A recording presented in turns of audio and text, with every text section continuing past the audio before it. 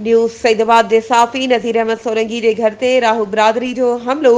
मुख्य एजाज़ राहू ऐं ज़ाहिद राहू जी अॻवानी में 15 खां 20 राहू बिरदार माण्हुनि जो घर ते हमलो, जंहिंमें वॾो असलियो जदीद हथियारनि सां गॾु कुहाड़ियूं डंडनि खां अलावा सीमेंट जूं सिरियूं घरनि में उछलायूं वयूं। इन महिल घरनि में रोड राड़ो कोराम मची वियो ऐं कुझु मुंहिंजे बचनि खे बि ज़ख़्मी कयो वियो आहे। जॾहिं त सोलंकी बिरादरी जे पहुचण सां राहू बिरादरी भॼण में कामयाब थी वई ऐं वेंदे वेंदे मौतमार धमकियूं ऐं इन खां अलावा कूड़ा केस करण जूं बि धमकियूं ॾेई विया।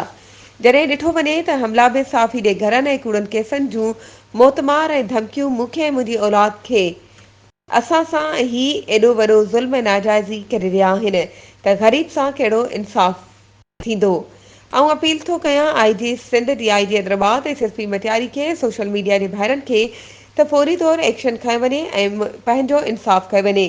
मुंहिंजो आवाज़ आला ऐवाननि ताईं पहुचायो वञे त मूंखे तहफ़ुज़ ॾिनो वञे। मूंखे ऐं मुंहिंजे बचनि खे हिन राहू बिरदार मां जान जो ख़तरो आहे।